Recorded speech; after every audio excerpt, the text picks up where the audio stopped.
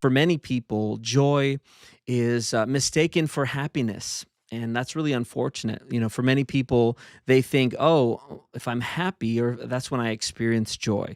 When things are going my way, when things are, just firing on all cylinders, you feel good. You feel like your things are just are happening for you. Unfortunately, for many people, they kind of mistake joy for happiness. And when that happens, it's unfortunate, but when that happens, that we really miss out on the true purpose of joy. Really, what joy looks like in the scriptures, especially, is that joy is an expression of cheerfulness and gladness. We see this throughout the scriptures. That throughout the Bible, when you see the word joy, you could almost translate that in the Greek or in the Hebrew as cheerfulness or gladness. And many Bible translations do that. They use the word cheerfulness or gladness. And I think that that kind of helps us understand the scope of that word a little bit better. Whereas where we might think of it as happiness, in the Bible, it really looks more like being cheerful, being in a place of being encouraged because of the result. We have joy because of how God has revealed himself, or what he is doing in our midst. When we feel like things are falling apart, God has a way of cheering us up, right? Imagine that you're at a baseball game, you're playing a baseball game, and you're just making mistakes, strike after strike. When I was a kid, I didn't play baseball. I did play t-ball for one season when I was a kid, but I played when I became an adult. I was in a softball league for our church, and I played softball for 2 seasons. And I'll be honest, I wasn't the best softball player in the world. Oh, Sheila's also watching. Hey, Sheila, nice to have you join us.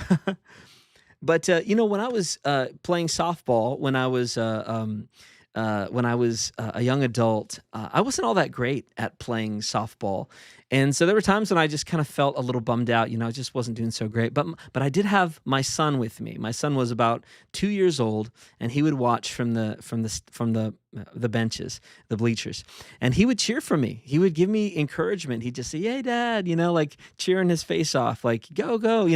I could probably count on one hand how many times I actually hit the ball.